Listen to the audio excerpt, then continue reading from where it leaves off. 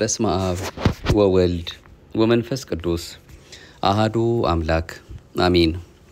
ክርስቶስ ተንሥአ እሙታን በአብይ ኃይል ወስልጣን አሰሮ ለሰይጣን አጋዞ ለአዳም ሰላም እምይእዜሰ ኮነ ፍስሐ ወሰላም። ይህንኑ ሰላምታ ከጌታችን ትንሣኤ በማስከተል ማለትም ያችን ዕለተ ሰንበት የተነሳባትን ዕለት ተከትለን በዓለ ሃምሳውን በሙሉ እስከ ጰራቅሊጦስ ድረስ አምላካችን እንደ ቸርነቱና እንደ ምሕረቱ ስላደረገልን ነገር ሁሉ እየመሰከርን በዚያም በትንሣኤው ብርሃን እንዲያመላልሰን ይህንን ሰላምታ እየተለዋወጥን እንግዲህ ቀሪውንም በዓለ ሃምሳ በዚሁ መልኩ እናሳልፋለን ማለት ነውና ከሁላችሁም የተሰወረ ስላልሆነ መርሐ ግብራችን ሁልጊዜም ያው ጰራቅሊጦስ እስኪሆን ድረስ በዚህ ስለምንጀምር ይሄ ሰላምታ ለምዳችሁታል ብለን ተስፋ እናደርጋለን። አምላካችን በራሱ ኃይልና ስልጣን የተነሳበትን ሰይጣንንም ማስሮ አዳምንም ነፃ አውጥቶ ለሁላችንም ሰላምና ደስታ ፍስሐ እረፍት የሰጠበትን ይህንን ትልቁን የትንሣኤው ብርሃን ሊያየን ስለሆነ ወይም በዛ ውስጥ ስላለን በዚያም ብርሃን ደግሞ እንዲያመላልሰን የሱ የመድኃኔዓለም የድንግል ማርያም አንድያ ልጇ የተቀደሰ ፈቃዱ ይሁንልን። ማህደረ ተዋህዶ እንደ ኦርቶዶክሳዊት ተዋህዶ ቤተክርስቲያናችን እምነት ስርዓትና ትውፊት ከተለያዩ ምንጮች እያመጣን የምንሰማው መንፈሳዊ የዩቲዩብ አገልግሎታችንን ነው ማዳመጥ የጀመርነው። ዮም ፍስሐ ኮነ በእንተ ልደታ ለማርያም ዮም ፍስሐ ኮነ በእንተ ልደታ ለማርያም በባርነት ሳለን ፍስሐ ኮነ ኃጢአት በዓለም ነግሳ ፍስሐ ኮነ በድንግል ማርያም ፍስሐ ኮነ ቀረልን አበሳ ፍስሐ ኮነ እግዚአብሔር መረጠሽ ፍስሐ ኮነ ልትሆኚው እናቱ ፍስሐ ኮነ ይኸው ተፈጸመ ፍስሐ ኮነ የዳዊት ትንቢቱ ፍስሐ ኮነ ዮም ፍስሐ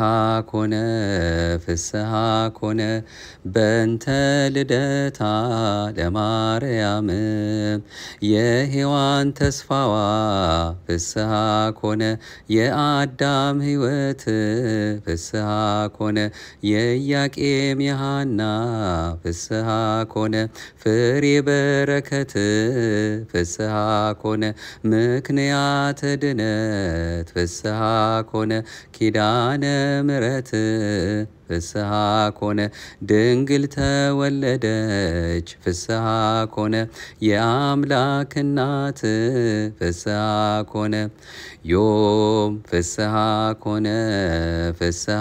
ኮነ በእንተ ልደታ ለማርያም በሔዋን ምክንያት ፍስሐ ኮነ ያጣነውን ሰላም ፍስሐ ኮነ ዛሬ ያገኘነው ፍስሐ ኮነ በድንግል ማርያም ፍስሐ ኮነ የምስራችን በል ፍስሐ ኮነ ሐዘናችን ይጥፋ ፍስሐ ኮነ ተወልዳለችና ፍስሐ ኮነ የዓለም ሁሉ ተስፋ ፍስሐ ኮነ ዮም ፍስሐ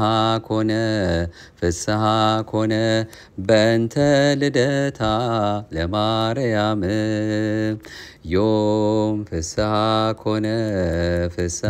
ኮነ በእንተ ልደታ ለማርያም በእመቤታችን በወላዲተ አምላክ ልደት ምክንያት ደስታ ሆነ ዛሬ ደስታ ሆነ እያለ ቅዱስ ያሬድ የተናገረው ነው። እኛ በዝማሬ እንደሱ እንደ አምላካችን ፈቃድ ይህንኑ በቅድሚያ አድርሰን ስለሷ ልደት መነጋገር የሚገባንን ኦርቶዶክሳዊ ተዋህዶ ቤተክርስቲያናችን በነቢያት ትንቢት በአበው አባቶቻችን ቃል እንዲሁም ደግሞ በአዲስ ኪዳንም በተለያየ መልኩ ይሄ የሷ የእመቤታችን የቅድስት ድንግል ማርያም ልዕልናዋ ክብሯ ሁሉ የተገለጸበትን ሁኔታ ከብዙ በጥቂቱ አንዳንድ ጉዳዮችን ለማየት ወደን ከልደቷ መታሰቢያ ጋር የምናደርሳችሁን መርሐ ግብር ይዘን የተመለስ ነው።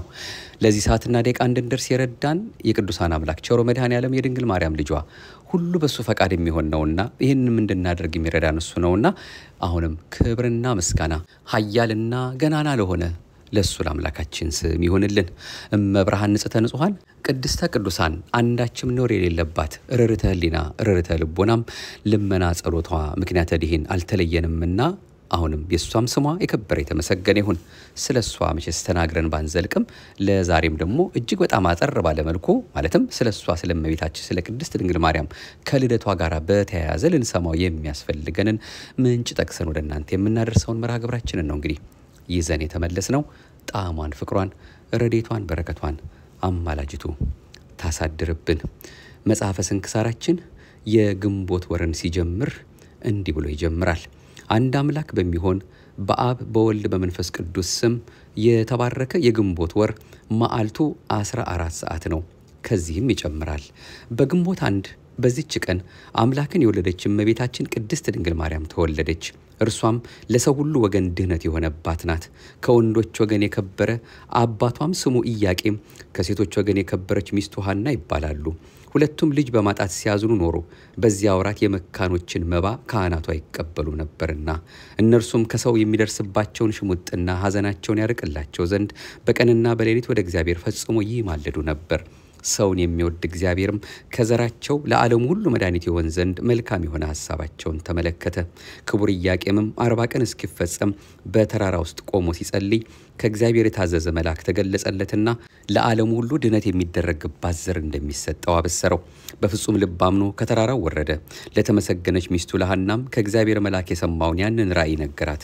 ቃሉ እውነት እንደሆነ እርሷም አመነች። ልዑል እግዚአብሔርንም አመሰገኑት።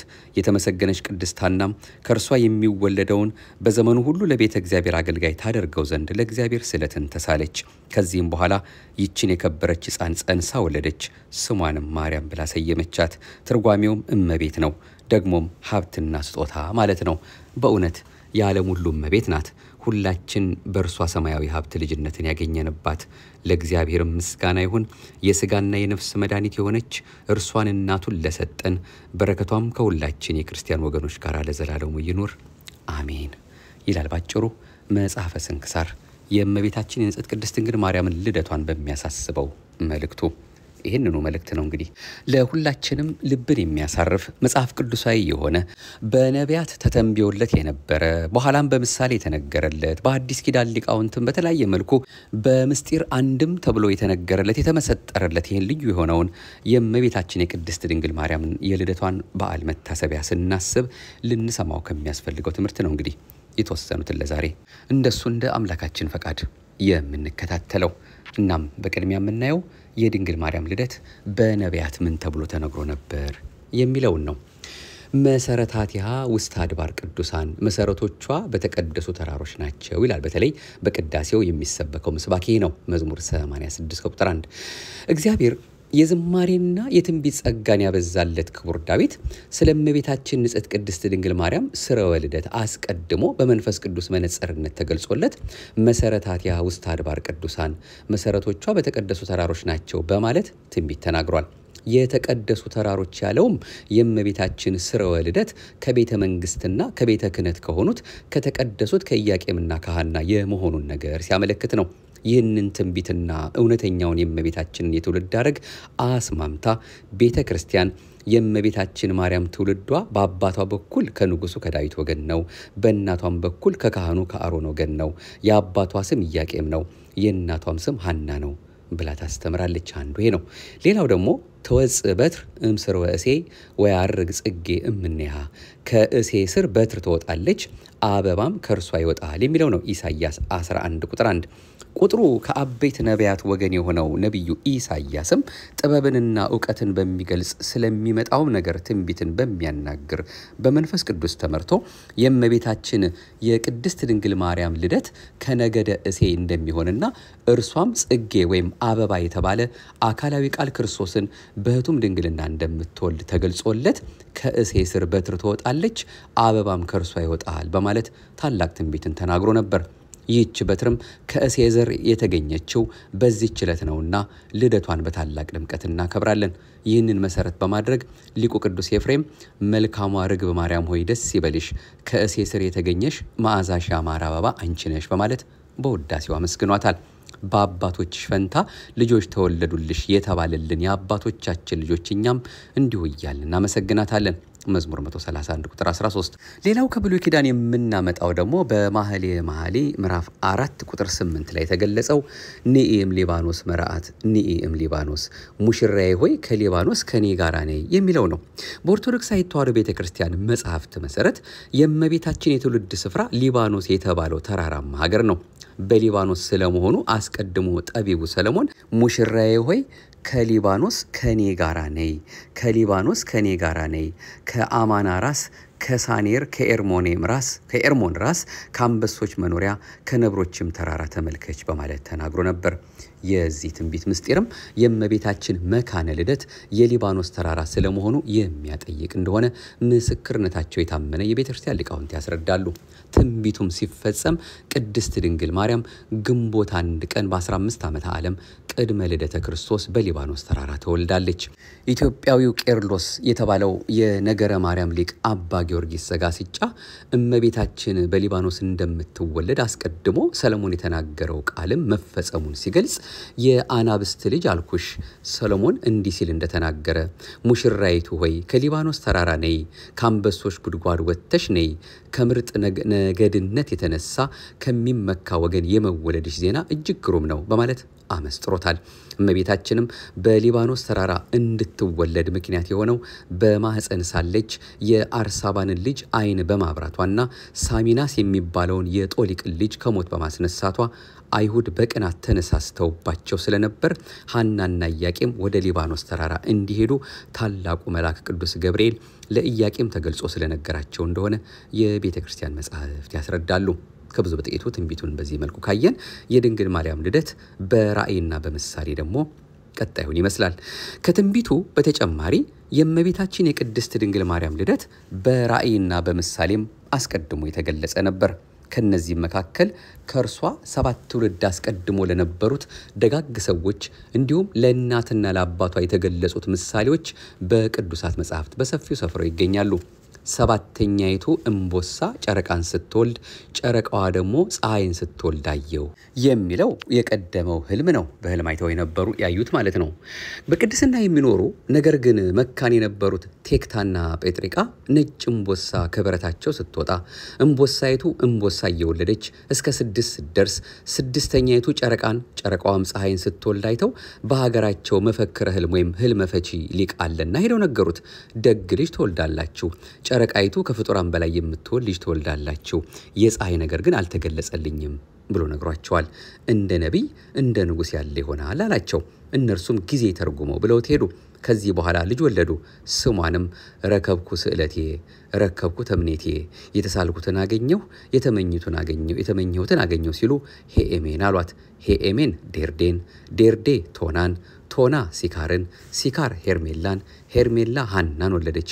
ሐና ለአካለ መጠን ስትደርስ ከቤተ ይሁዳ ለተወለደ ኢያቄም ለሚባል ደግ ሰው አጋቧት።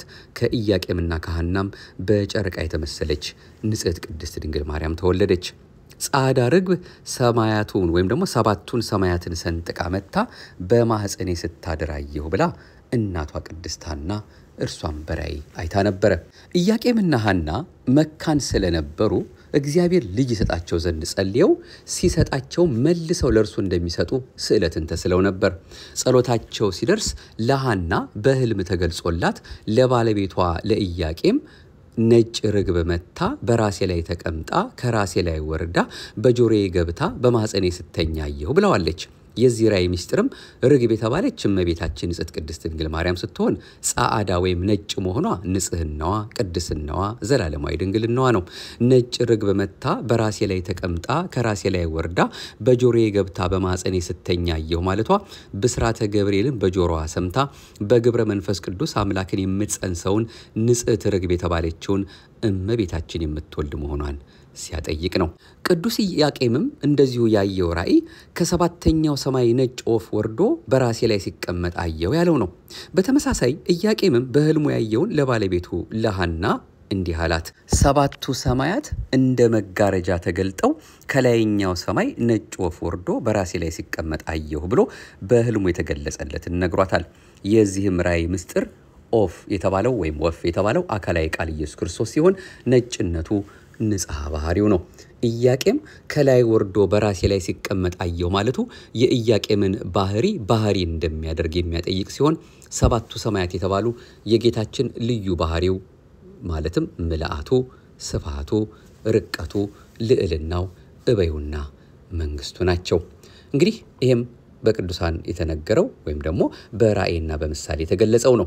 የድንግል ማርያም ልደት ደግሞ በአዲስ ኪዳን ሊቃውንትስ እንዴት ነው የተነገረው ቢሉ የአዲስ ኪዳን ሊቃውንትም ትንቢተ ነቢያትንና ወንጌልን በማጣጣም የእመቤታችን የንጽሕት ቅድስት ድንግል ማርያምን ልደት አመስጥረው አስተምረዋል፣ አመስግነዋል፣ ተቃኝተዋልም። የእርሷን ልደት እጅግ ብዙ ሊቃውንት በስፋትና በጥልቀት ያመሰጠሩ ሲሆን ለምሳሌ ያህል ነው የሚከተሉትን የምናየው። ማርያምስ ከጥንት ጀምሮ በአዳም ባህሪ ውስጥ እንደ ነጭ ዕንቁ ታበራለች ብሏል ቅዱስ ያሬድ። ኢትዮጵያዊው ሊቅ ቅዱስ ያሬድ ስለ እመቤታችን ማርያም ሲናገር ማርያምስ ታሃቱ እምትካት ውስተ ከርሱ ለአዳም ከመባህሪ ጻዳ ማርያም ግን ከጥንት ጀምሮ በአዳም ባህሪ ውስጥ እንደ ነጭ ዕንቁ ታበራለች በማለት እርሷ በደፈረሰው ዓለም በንጽህና በቅድስናና በድንግልና ስታበራ እንደነበርና ኋላም የዓለም ብርሃን የሆነውን ኢየሱስ ክርስቶስን መውለዷን አመስጥሮ ተናግሯል። በተጨማሪም ስለ ስርወ ልደቷ ወይም ስለ ልደቷ ሁኔታ ሲናገር እንተ በምድር ስረዊሃ ወበሰማይ አዕጾቂሃ ሐረገ ወይን እያለ ስሮቿ በምድር ጫፎቿን በሰማይ ያሉ የወይን ሐረግ በማለት የተወለደችው በምድር ከነበሩት ኢያቄምና ሐና መሆኑን የወለደችው ግን ሰማያዊውን ንጉሥ እንደሆነ በማመስጠር ዘምሯል። በዚህም ሰውና እግዚአብሔርን ያገናኘች መሰላል መሆኗን ገልጾ አስተምሯል።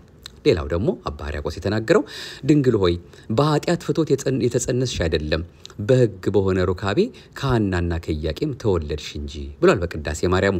የብህንሳው ሊቀ ጳጳስ አባ ሕርያቆስ አሁን በጠቀስነው በቅዳሴ ማርያም ማለት ነው እንግዲህ ድንግል ሆይ በኃጢአት ፍቶት የተጸነስሽ አይደለም በሕግ በሆነ ሩካቤ ከሐናና ከኢያቄም ተወለድሽ እንጂ በማለት የድንግል ማርያም ጽንሰትና ልደት እንዴት እንደነበረ በድርሰቱ አስፍሮታል። ትውልድ ሁሉ ብጽዕት የሚላት የሁላችን እናት ድንግል ማርያም በሕግ በሆነ ሩካቤ ከሐናና ከኢያቄም ነሐሴ 7 ቀን ተጸንሳ ከ9 ወር ከ5 ቀን በኋላ ግንቦት 1 ቀን ተወልዳለች። እርሷም ስትጸነስ ጀምሮ መንፈስ ቅዱስ ከጥንተ አብሶ ወይም በእንግሊዝኛው ኦሪጂናል ሲን ጠብቋታል። አበሳው አልነካትም። ይህንንም ነቢየ እግዚአብሔር ኢሳይያስ በኃጢአት በተከበበ መርገም በሞላበት ዓለም ውስጥ ከኃጢአት ከበደል ርቃ ተለይታ እንደ ጌዲዮን ጸምር በንጽህና የተገኘች ንጽሕት ዘር መሆኗን ሲያስረዳ የሰራዊት ጌታ እግዚአብሔር ዘርን ባያስቀርልን ኖሮ እንደ ሰዶም በሆን እንደ ገሞራም በመሰል ነበር ብሎ ነግሮናል። ኢሳይያስ ምዕራፍ 1 ቁጥር 19። እንዲሁም ጠቢቡ ሰለሞንም ንጽህናዋን በትንቢት መነጽር አይቶ ወዳጄ ሆይ ሁለንተናሽ ውብ ነው፣ ምንም ነውር የለብሽም፣ ሙሽሪት ሆይ ከሊባኖስ ነይ በማለት በንጽህና በቅድስና ያጌጠች መርገመ ሥጋ መርገመ ነፍስ ያልነካት የድነታችን ምክንያት የንጽህናችን መሰረት የሰው ባህሪ ከእግዚአብሔር ጋር እንዲዋሃድ ምክንያት የሆነች ንጽሕት የሰርግ ቤት ድንግል ማርያም በሊባኖስ የመወለዷን ነገር አስቀድሞ ተናግሯል። መኃልየ መኃልይ ምዕራፍ 4 ቁጥር 7። ሌላው ደግሞ ቅዱስ እንድርያስ ደግሞ የተናገረው ይህች ዕለት ትልቅ ሕንፃ የታነጸበትና ፍጡር የፈጣሪ ማደሪያ ለመሆን የተዘጋጀባት ዕለት ናት ብሏል። የቀርጤሱ ቅዱስ እንድርያስ የከበረ ስለሆነው ስለ እመቤታችን ንጽሕት ቅድስት ድንግል ማርያም ልደት ታላቅነት ሲናገር ይህ በዓል በሐዲስና በብሉይ ኪዳን መካከል መገኛ ሆነ። ምሳሌዎቹ በእውነታ አሮጌው በአዲስ ቃል ኪዳን ተተኩ። ፍጥረት ሁሉ በደስታ ይዘምራል፣ የዚህን ቀንም ደስታ ይካፈላል። ይህ ዕለት ጌታ መቅደሱን የሰራበት ዕለት ነው። ይህ ዕለት ትልቅ ሕንፃ የታነጸበትና ፍጡር የፈጣሪ ማደሪያ ለመሆን የተዘጋጀበት ዕለት ነው በማለት ገልጾታል። በእውነት የእርሷ ልደት የልዑል ማደሪያው መቅደስ የተሰራበት ዕለት ነውና ሁላችን እናከብረዋለን። በዚህም ዕለት ዮም ፍስሐ ኮነ በእንተ ልደታ ለማርያም፣ እነሆ ዛሬ በእመቤታችን ልደት ደስታ ሆነ እያልን እንዘምራለን። ይህችን የልዑል ማደሪያ እናቷ ሐናና አባቷ ኢያቄምም በእጅጉ ተደስተው በተወለደች በ8ኛ ቀኗ ስሟን ማርያም ብለው ሰይመዋታል። የእመቤታችን የልደት በዓል አከባበርስ እንዴት ነው ወደሚለው ስንመጣ አባታችን አዳም በኃጢአት ከወደቀ በኋላ ንስሐ በገባ ጊዜ አምላካችን ጌታ እግዚአብሔር የድነት ቃል ኪዳን ገባለት። ቃል ኪዳኑም ከልጅ ልጅህ ተወልጄ አድንሃለሁ የሚል ነበር። ስለሆነም አዳም 5500 ዘመን የሕይወት ምክንያት የሆነች የልጅ ልጁ እመቤታችን ድንግል ማርያም ከአብራኩ ከተከፈሉ ቅዱሳን ልጆቹ የምትወለድበትን ቀን ተስፋ እያደረገ ኖረ። የእመቤታችን የድንግል ማርያምን የመወለዷን ዜና ተስፋ በማድረግ ሴት ይላት የነበረውን ሚስቱን ሔዋንን በእመቤታችን ምሳሌነት ሔዋን የሕያዋን ሁሉ እናት ብሎ ሰየማት። ዘፍጥረት ምዕራፍ 3 ቁጥር 20። ዳግማዊ አዳም የተባለ ክርስቶስም የአዳምን ተስፋ በመስቀል ላይ በፈጸመ ጊዜ እውነተኛዋን ሔዋን ዳግሚት አማናዊት ሔዋንን ድንግል ማርያምን በዮሐንስ ወንጌላዊ በኩል ለሕያዋን ምእመናን ሁሉ እናት አድርጎ ሰጠ። ዮሐንስ 19 ቁጥር 26። ይህን የከበረ ምስጢር የማይረዳ ክርስቲያን እንዴት ያሳዝናል! እኛ ኦርቶዶክሳውያን ክርስቲያኖች ግን የቀዳማዊ አባታችንን የአዳምን እንዲሁም በዳግም ተፈጥሮ ያከበረንን ዳግማዊ አዳም የተባለ የጌታችን የመድኃኒታችን የኢየሱስ ክርስቶስን ቃል ተቀብለን የሕያዋን ሁሉ እናት ድንግል ማርያምን ልደቷን በፍጹም ደስታ እናከብራለን። ከተወደደ ልጇ ምሕረትን ትለምንልን ዘንድም ወደ እርሷ እናንጋጥጣለን። በኦርቶዶክሳዊት ተዋሕዶ ቤተክርስቲያን ያለን ምእመናን ከጌታችን ልደት ቀጥሎ በታላቅ ድምቀት የምናከብረው የልደት በዓል የእመቤታችን የቅድስት ድንግል ማርያምን የልደት ቀን ነው። ስለ ቅዱስ ዮሐንስ በመወለዱ ብዙዎች ደስ ይላቸዋል ከተባለ ሉቃስ ወንጌል ምዕራፍ 1 ቁጥር 14 የድንግል ማርያም ልደትማ ምንኛ የሚያስደስት ይሆን! የነቢያቱ ትንቢት የተፈጸመበት፣ የታየው ራእይም በጋድ የተከናወነበት፣ የብሉይ ኪዳን ማብቂያ የሐዲስ ኪዳን መጀመሪያ ናትና ልደቷ ለሰው ልጆች ሁሉ ለሕያዋን ሁሉ ታላቅ የደስታ ቀን ነው። ሰማያውያን ቅዱሳን መላእክትም በንጽህናዋ በቅድስናዋ ተደንቀው እህትነያ እህታችን ነዋት ብለው ያመሰግኗታል። በዘመናችን ያሉ የሰዎች ሂደት በድምቀት የሚከበር ከሆነ ለሰው ልጅ መዳን ምክንያት የሆነች የአምላክ እናት የተወለደችበት ቀን ምንኛ ሊከበር ይገባው ይሆን? ቤተ ክርስቲያን የቅድስት ድንግል ማርያምን ልደት በታላቅ ድምቀት የምታከብረው ከዚህ ታላቅ በዓል በረከት ረድኤትን እንድናገኝበት ነው። የሕይወት ክርስቶስ እናት ዛሬ ተወልዳለችና። በኦርቶዶክሳዊት ተዋሕዶ ቤተክርስቲያን ትውፊት መሰረት ሐናና ኢያቄም ከአይሁድ ለማምለጥ ተሰደው በአድባረ ሊባኖስ ስር እመቤታችንን ወለዱ። በወቅቱ ከቤት የወጡት ለሽሽት ነበርና ስንቅ ስላልያዙ ምግባቸው ንፍሮና ጥራጥሬ ነበር። ይህንን ትውፊት በመያዝ በዓሉ ከቤት ውጭ ንፍሮ እየተበላ ይከበራል። ነገር ግን በበጎ ነገሮች ሰበብ ክፉ ዓላማውን ማስፈጸም የሚፈልገው ዲያብሎስ በማር መካከል መርዝን ከሚጨምርባቸው መንፈሳዊ በዓላት አንዱ ይሄ የግንቦት ልደታ የእመቤታችን የልደት በዓል ነው። በዚህ ዕለት አንዳንዶች ባለማወቅ፣ ሌሎች ደግሞ በድፍረት ለአድባራው ጋር ነው ቆሌውን ለመለመን ነው እያሉ ለማያውቁት አምልኮ ንፍሮ የሚበትኑ፣ ቡና የሚረጩ፣ ቅቤ የሚቀቡ፣ የከብት ደም የሚያፈሱ አሉ። እውነታው እነዚህ በእርግጥም ጣዖት አምላኪዎች ናቸው። እኛ ኦርቶዶክሳውያን ክርስቲያኖች ግን እነዚህን የሃይማኖት ለዋጮች ስራቸውን እንጸየፋለን። ስለሆነም ከእንደዚህ አይነቱ ባዕድ አምልኮ በመለየት ይህን ታላቅ በዓል በተገባና በተረዳ ነገር ልናከብረው ይገባል። ቤተ ክርስቲያናችን በሰራችልን መሰረት ወይም ስርዓት መሰረት በቀናች በተዋሕዶ እምነት ሆነን በምሕረቱ የጎበኘንን አምላካችንን ብቻ እያመለክን የድነታችን ምክንያት የሆነችውን ድንግል ማርያምንም እያመሰገናት ልናከብረው ይገባል። አምላካችን እግዚአብሔር ካዛኝት እናቱ ከመብርሃን ረድኤት በረከትን ይከፍለን ዘንድ ፈቃዱ ይሁንልን፣ አሜን ይላል የመጀመሪያው ምንጫችን። እንደሱ እንደ አምላካችን ፈቃድ ይህንኑ የሚያጠይቀው የእመቤታችን የቅድስት ድንግል ማርያም ልደት በብዙ አቅጣጫ ልንመለከትበት የሚያስፈልገው ትምህርታችን የሚነግረን መጋቢ አዲስ ዶክተር ሮዳስ ታደሰም በተለይ አባቶቻችን እየጠቀሱ በተለያየ መልኩ የሚነግሩን ትምህርት ስላለ እንደው እንዳይቀርብን አሁንም የተነጋገርንበትን ነገር የበለጠ የሚያጠናክርልን ስለሆነ አከል አድርገን የእሷን የመብርሃንን ልደት በብዙ አቅጣጫ ማየት ስለሚገባን እንዲህ ብለው ያስተማሩትን ደግሞ ለመከታተል እንሞክር። ኢያቄምና ሐናም ራእይ እንግዲህ አይተዋል፣ ከበፊት እንዳየነው ማለት ነው። ራእይ አይተው ሐምሌ 30 ቀን ካዩ በኋላ ወንድ ልጅ ብንወልድ ወጥቶ ወርዶ ይርዳን አንልም፣ ለቤተ እግዚአብሔር አገልጋይ ይሆናል፣ ሴትም ብንወልድ ለቤተ እግዚአብሔር መጋረጃ ፈትላ ትኑር ብለው ስዕለት ከተሳሉ በኋላ ራእይ አየን ብለው ዕለቱን አልተገናኙም። አዳምና ሔዋንን ብዙ ተባዙ ምድርንም ሙሏት ብሎ የተናገረው አምላክ ለኛም ይግለጽልን ብለው ዕለቱን አልጋ ምንጣፍ ለይተው እስከ 7 ቀን ድረስ እየብቻቸው ሰነበቱ። ነሐሴ በባተ በሰባተኛው ቀን ከሰው የበለጠች ከመላእክት ሁሉ የከበረች ልጅ ተወልዳላችሁ ብሎ መልአኩ ቅዱስ ገብርኤል ለሐና ነግሯት በፈቃድ እግዚአብሔር በብስራተ መልአክ እመቤታችን ነሐሴ 7 እሁድ ተጸንሳለች። በእናቷ ማህፀን ሳለችም መንፈስ ቅዱስ አቀባ እምከርሰ እማ እንዲል እግዚአብሔር መንፈስ ቅዱስ ጥንተ አብሶ ባመጣው መርገም እንዳትያዝ ጠብቋታል። ስለ ቅድስት ድንግል ማርያም መጸነስ ከሊቃውንት መካከል አባ ጽጌ ድንግልና አባ ገብረ ማርያም ዘደብረሃንታ በማኅሌተ ጽጌ መጽሐፋቸው ላይ እንዲህ ብለው ተናግረዋል። ሚ ቡሩክት ወቅድስት ይእቲ ብለው በተናገሩበት ሐና አንቺን የጸነሰች ወይም ሐና አንቺን የጸነሰችባት የደስታ ቀን ምን ያህል የተባረከች የተቀደሰች ናት። ሟች ኢያቄምም ለሕይወት አንቺን ያፈራበት ወይም ያፈራባት ቀን ምን ያህል የተባረከች የተቀደሰች ናት።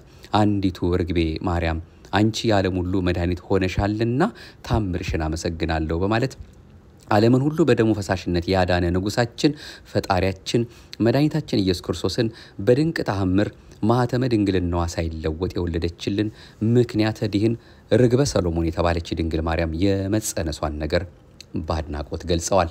ከ6 ወርም በኋላ የሐና ጽንሷ እየታወቀ ሲመጣ ጎረቤቶቿ መጽነሷን ይረዱ ዘንድ በአድናቆት ማህፀኗን ይዳስሱ ነበር። በተለይም አይኗ የታወረ የሐና ዘመዷ የአርሳባል ልጅ የምትሆን አንዲት ሴት የሐናን ማህፀን ዳሳ አይኗን ብትነካው በርቶላት በታላቅ ደስታ ሆና እንዲህ ብላ ተናገረች። ሐና ሆይ ብጻን ይገባሻል፣ ዓለም ከተፈጠረ ጀምሮ እንዳንቺ በማህፀኑ የውራንን አይን የሚያበራ የለምና በማለት አመስግናታለች። ከዚህ በኋላ ዝናዋ በሀገሩ ሁሉ ተሰምቶ ህሙማን ሁሉ ማህፀኗን እየዳሰሱ ይፈወሱ ነበር። አባ ጽጌ ድንግልና አባ ገብረ ማርያም ዘደብረሃንታ አሁንም በማኅሌተ ጽጌ መጽሐፋቸው ላይ ይህንን ሲገልጹ ሳርን የሆንኩኔ የኪሩቤል አንደበትን ገንዘብ አድርጌ ታምርሽን በመንገር በማስተማር ባልፈጽምም ነገር ግን ማርያም የተሸከመችሽን ማህፀን አመሰግናለሁ። መድኃኒት አንቺን ጸንሳ ሳለች እርሷን የዳሰሷትን ድውያንን ሁሉ ትፈውስ ነበር በማለት እመመድህነ ዓለም ገና ሳትወለድ የተሰራውን ድንቅ ታምር አመስግነዋል። ይህ የቅድስት ድንግል ማርያም የጽንሰት በዓል በመላው ዓለም የሚታወቅ ሲሆን ጥንታዊት ሐዋርያዊት የሆነችው የኢትዮጵያ ኦርቶዶክስ ተዋሕዶ ቤተክርስቲያናችን የአምላክ እናት የተጸነሰችበት ይህንን በዓል ነሐሴ 7 ቀን በታላቅ ድምቀት በማኅሌት በቅዳሴ የምታስበው ሲሆን በዓሉም ጽንሰተ ለማርያም በመባል ይታወቃል። በዓለም ላይ ያሉ ክርስቲያኖች ደግሞ በዓሉን የአምላክ እናት መጸነስ ብለው ያከብሩታል። በእጅጉ የሚደንቀው ደግሞ ሳሚናስ ወልደ ጦሊቅ ዘይነብር ውስተ ቤተ ዶይቅ ይላል። ሳሚናስ የሚባል የጦሊቅ ልጅ ከኤዶቅ ካጎቱ ቤት ሄዶ ሞተ። ሐናም በሀገራቸው ልማድ የአልጋውን ሸንኮር ይዛ እየዞረች ስታለቅስ ጥላዋ ቢያርፍበት መግነዝ ፍቱልኝ ሳይል ፈጥኖ ተነስቶ ሰማይና ምድር ለፈጠረው አምላክ አያቱን የተባልሽ ሐና ሰላም ላንቺ ይሁን አላት። ከዚያ የነበሩ አይሁድን በመደናገጥ ሳሚናስ ምን አየህ? ምን ትላለህ? አሉት። እርሱም ከዚች ከሐና ማህፀን የምትወለደው ሕፃን ሰማይ ምድርን የፈጠረ አምላክን ትወልዳለች እያሉ መላእክት ሁሉ ሲያመሰግኗት ሰማኋቸው። እኔንም ያነሳችኝ እርሷ ናት አላቸው። እነርሱም ይህንን በሰሙ ጊዜ እግዚአብሔርን ከማመስገን ይልቅ በቅናትና በክፋት ተመልተው ሐና በማህፀን ባለ ጽንሷ ካዳነች በእኛ ላይ ልትሰለጥን አይደለምን? ሳትወልድ አስቀድመን ሐናና ኢያቄምን በድንጋይ ወግረን እንግደላቸው ብለው ተነሳሱባቸው። ያን ጊዜ ታላቁ መልአክ ሊቀ መላእክት ቅዱስ ገብርኤል ለኢያቄም ተገልጾ ሐናን ሊባኖስ ወደሚባል ተራራ እንዲወስዳት ነገረው። ጠቢቡ ሰለሞን በመንፈሰ እግዚአብሔር ተቃኝቶ እመቤታችን በሊባኖስ ተራራ እንደምትወልድ ተገልጾለት ሙሽራዬ ሆይ ከሊባኖስ ነይ፣ ከሊባኖስ ነይ፣ ከአማና ራስ፣ ከሳኔር፣ ከኤርሞኔም ራስ፣ ከአንበሶች መኖሪያ፣ ከነብሮችም ተራራ በማለት የተናገረው ትንቢት ሊፈጸም ቅድስት ድንግል ማርያም በሊባኖስ ተራራ ተወልዳለች። መኃልየ መኃልይ ምዕራፍ 4 ቁጥር 10። ኢትዮጵያውያን ሊቃውንት አባ ጽጌ ድንግልና አባ ገብረ ማርያም ዘደብረሃንታ በማኅሌተ ጽጌ የነገረ ማርያም መጽሐፋቸው ላይም ሲናገሩ ትንቢት ከተነገረለት ከአንበሳ ጉድጓድ ድንግል ሙሽራ በተገኘች ጊዜ የንጉሶች ንጉስ የሰለሞን ልቡ እንደተደሰተ ደስ ባላቸው በመላእክት አንድነት ፊት ታምርሽን እየተናገርኩ የሐና አበባ ማርያም ዘምራለሁ፣ ወተትን ጠብቶ እንደሚዘልም ቦሳም ዝለል ዝለል ይለኛል በማለት ሰሎሞን ስለ ቅድስት ድንግል ማርያም ልደት የተናገረው ትንቢት ፍጻሜውን አግኝቶ ታላቅ ደስታን ለሁላችን እንደሰጠን አብራርተው ገልጠዋል። ይህ የእመቤታችን ልደት ለሰማያውያን መላእክትና ለደቂቀ አዳም ደስታ ሲሆን አካላዊ ቃል ክርስቶስ ከእርሷ ተወልዶ ዲያብሎስ 5500 ዘመን በሲኦል ያኖራቸውን ነፍሳት ወደ ገነት የሚያስገባቸው ነውና ሰይጣን በተቃራኒው ልደቷ እንዳላስደስተው በዚህ መልኩ አሁንም ገልጸውታል። እንዲህ ብለው በለሶች ኢያቄምና ሐና ቡቃያ አንቺን ባስገኙሽ ጊዜ ምድር ደስ አላት፣ ሰማይም ደስ አለው። ጓደኛ ወይም ምሳሌ የሌለሽ የድነት ምልክት ማርያም መልአከ ሞት እስከፈራና ሰይጣንም እስከደነገጠ ድረስ የመወለድሽ ዜና እስከ ሲኦል ድረስ በሲኦል ተሰማ በማለት አስተምረዋል። ጠቢቡ ሰለሞን አስቀድሞ በመንፈስ እግዚአብሔር ተቃኝቶ አሁንም በመኃልየ መኃልይ ምዕራፍ 6 ቁጥር 10 ላይ እንዲህ ብሎ ተናግሯል።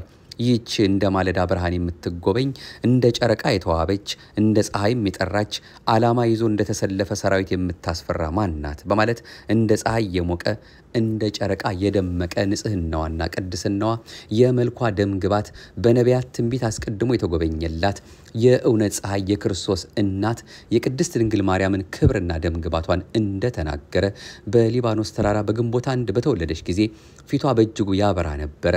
መዓዛዋም ከሽቱ ሁሉ ይበልጥ ነበረ። የፈጣሪያችን እናት ንጽሕት ቅድስት ድንግል ማርያም የተወለደችበትን ግንቦት 1ን ቅድስት ቤተክርስቲያናችን ልደታ ለማርያም በማለት ከጥንት ጀምሮ በታላቅ መንፈሳዊ ሐሴት በቅዳሴ በማህሌት የምታከብርላት ሲሆን በተለያዩ ክፍላት ዓለማት ያሉ ክርስቲያኖችም ይህንን በዓል በእንግሊዘኛው the nativity of the blessed virgin Mary የተባረከው የድንግል ማርያም ልደት ወይም መወለድ በማለት ያስባሉ። በጥንት ምስራቃውያን እንደ ቤዛንታይን ባሉ ዘንድም አዲሱ ዓመት ልክ እንደኛ መስከረም ወር ላይ ይውል ስለነበረ መስከረም 8 ያከብሩት የነበረ እንደነበረ ታሪክ ሲያስረዳ ይህንን ይዘው በዚህ ዕለትም የሚያከብሩት ብዙዎች የዓለማት ሀገራት አሉ።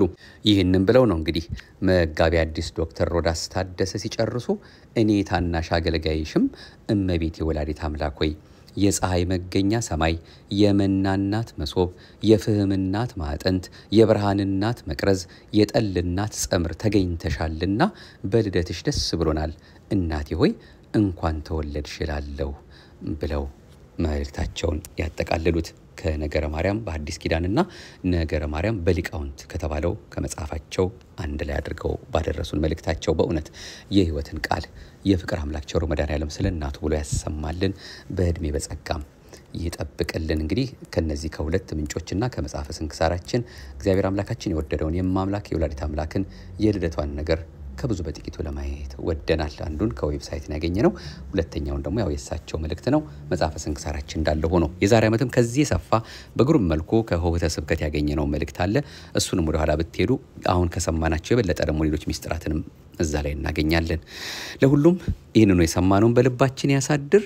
ስለ እሷ ልደት እኛ ስንቱን ተናግረን እንጨርሰዋለን። እንኳን ስለ ልደቷ እንደው በአጠቃላይ ስለ እመቤታችን ስለ ንጽህናዋ ስለ ክብሯ ስለ ርህራኄዋ ስለ ደግነቷ ሁሉንም በልቧ ተጠብቀው ነበር ስለተባለላት ስለ እሷ ስለ ወላዲት አምላክ ተናግረን አባቶቻችንም እነሱም አመስጥረው ያቃታቸውን እና አባ ሕርያቆስ በመኑ በአምሳለ መኑን አስተማስለኪ በምን እንመስልሻለን ምሳሌ ያጣንልሽ እኮ ብለው የተናገሩላትን እኛም ደካሞቹ ምን ቃል ቋንቋ አግኝተን እሷን ክብሯን መግለጽ ይቻለን ይሆን? ለሁሉም ግን ጣዕሟ ፍቅሯ ረዴቷ በረከቷ አማላጅነቷ የእናትነት ሁሉ ጊዜም ከኛ ጋር ያለው በበረከት የሚያኖረን ከክፉም የሚጠብቀን ቃል ኪዳኗ ሁሉ ጊዜም አልተለየንምና አምነን በመንጠራት ሁሉ ልቦና ውስጥ የማምላክ የወላዲት አምላክ ፍቅሯ እንዲበዛልን የልጇ የወዳጇ የመድኃኔዓለም የተቀደሰ ፈቃዱ ይሁንልን። እናታችን እመቤታችንን እንደ ቀላል እንደ ተራተርታ ነገር እያቃለሉ እንዲሁ ዝም ብሎ አፋቸውን እንዳመጣላቸው የሚናገሩ እጅግ በጣም በርካታ በተለያየ መልኩ የምንሰማቸው ሰዎች አሉ። በውስጥም በሃይማኖታችን ያሉ በውጭም ደግሞ እንደዚሁ የሚናገሩ አሉ። ለሁሉም እሱ መድኃኔዓለም የእናቱን ፍቅር እንዲያሳድርባቸውና በእርግጥም አላበጀንም አንቺን መናገራችን በእውነት ተሳስተናል ብለው እንዲመለሱ ወደ ልባቸው ወደ ቀልባቸው ወደ ሕይወታቸው የሕይወት እናት ወደ ሆነችው ወደ ድንግል ማርያም እንዲመጡ እርሱ መድኃኔዓለም ኢየሱስ ክርስቶስ በእውነት ያንን እናቱን መብርሃንን የሚያከብሩበትን የሚወዱበትን ፍቅሩን እንዲሰጣቸው ነው የኛ ጸሎታችን። በዚያው ጸንተው ግን የሚናገሩ ከሆነ መቼስ ምን ይደረጋል? አምላካችን የነጻነት አምላክ ስለሆነ እሱ በራሱ ጊዜ የሚያደርገውን እኛ ዝም ብለን መጠበቅ ብቻ ነው። እኛ ግን ባንዳችም ነገር ሳንፍረከረክ በሃይማኖት ጸንተን በምግባር ቀንተን እኛ ብናዝረከረክ አስተካክላ እኛ ብናጎብጥ አቅንታ እኛ ብናመር አጣፍጣ እኛ ብናጎል መልታ ልጄ ወዳጄ ብላ ዘወትር እኛን በሚያስበው ሩሩ ልቦናዋ ሁልጊዜም ሳትለየን ይኸው እስከዛሬም የጎደለብን ነገር የለምና ነገም ከነጎዲያም ለሰማያዊ ማዕድ እንድታደርሰን መጨረሻችን እንድታሳምርልን እሷን በመጥራታችን የጎደለብን አንዳችም ነገር እንደሌለ አምነን የምንማጸናት እናት ናትና አሁንም ከልጇ ከወዳጇ ከመድኃኔዓለም ከኢየሱስ ክርስቶስ የመስቀል ላይ አደራ እናታችን ልመና ጸሎታችን እንድታደርስልን አሁንም ጣዕሟን ፍቅሯን ረድኤቷን በረከቷን እንድታሳድርብን በልባችን በቤታችን በኑሯችን በልጆቻችን በትዳራችን በመንገዳችን በሐሳባችን በመልካሙ ነገራችን ሁሉ እንድትወለድልን እንድትመጣልን ዘወትር ሁልጊዜም እንዳትለየን እንማጸናታለን።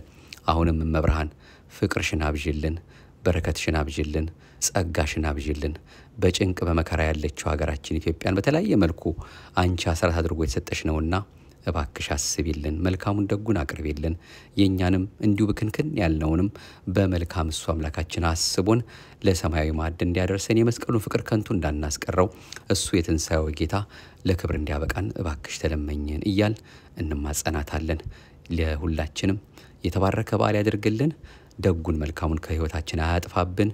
መብርሃን ልደትሽ ልደታችን ነውና እባክሽ አትለየን እያልናት ነው እንግዲህ ዘወትር የሷን ነገር ካንደበታችን በውዳሴ ማርያሙ በቅዳሴ ማርያሙ በአጠቃላይ በተለያየ መልኩ እየጠራን እየተማጸን ደጅ የምንጠናት ሁሉም ማድረግ የማይሳነው ጌታ ስለ እናቱ ብሎ ይለመነን የቸርነቱን ስራ ይስራልን። የምስራች ተወለደች እሰይ የምስራች ተወለደች እሰይ የአምላክ እናት የመድኃኔዓለም ተወለደች ድንግል ማርያም የአምላክ እናት የመድኃኔዓለም ተወለደች ድንግል ማርያም። መብርሃን ከሁላችን ጋር ትሆንልን። ማኅደረ ተዋሕዶን ነበር ስናደምጥ የቆየነው። እሱ አምላካችን በቸርነቱ ይሄን የሰማነው በልባችን ጽላት ይጻፍልን ከፈታኝ ጠብቀን መውጣት መግባታችን ሁሉ በቸርነቱ ጠብቆ አምላካችን ፊት በማያስመልሰው አንገት በማያስቀልሰው በአፍጣኔ ተረዴት በአቁራሪ ተማት አንዳችም ነውር በሌለባት በወላዲተ አምላክ ጸሎት አሁንም መልካሙን ነገር ሁሉ ከህይወታችን አያጥፋብን። እሷን በማመናችን የምናገኘውን በረከት ከሁላችንም አያጉድልብን። ይቆየን። በኢትዮጵያ ኦርቶዶክስ ተዋሕዶ ቤተክርስቲያናችን እምነት ሥርዓትና ትውፊት የሚተላለፈውን ይህንን መንፈሳዊ የዩቲዩብ አገልግሎታችንን ማኅደረ ተዋሕዶን ለሚያደምጡ ሁሉ ማዳረሳችሁን እንዳትረሱብን አሁንም በድጋሚ በማስታወስ ነው እንግዲህ መርሐ ግብራችን የምንፈጽመው። አቤቱ አንተን መፍራትን በልቦናችን በጎ አምልኮትህንም በህሊናችን ጨምር። ከእመቤታችን ጋር የተያዙ ሌሎች ጉዳዮችንም እንዲሁ መለስ ብለን የምናያቸው ይሆናል። ለጊዜው ለዛሬ ልደቷን በተመለከተ እርሱ የፍቅር አምላክ በልባችን ሊያሳድር የወደደውን ሰማይና ምድር ሲያልፍ የማያልፈው ቃሉን በዚህ መልኩ አስተምሮናል። ክብር ምስጋና ለመድኃኔዓለም ይሁንልን። አሜን። ይቆየን። የቀጠሮ ሰዎች ይበለን። በሌላ መርሐ ግብር እሱን አምላካችን አጋዥ አድርገን በቀጣዩ እንመለሳለን ብለን ተስፋ እናደርጋለን። ለሁሉም ጸሎታቸው አይለየን። የደግነቱን ስራ አሁንም ለሁላችንም ይስራልን። የተባረከ በዓል ይሁንልን። አሜን።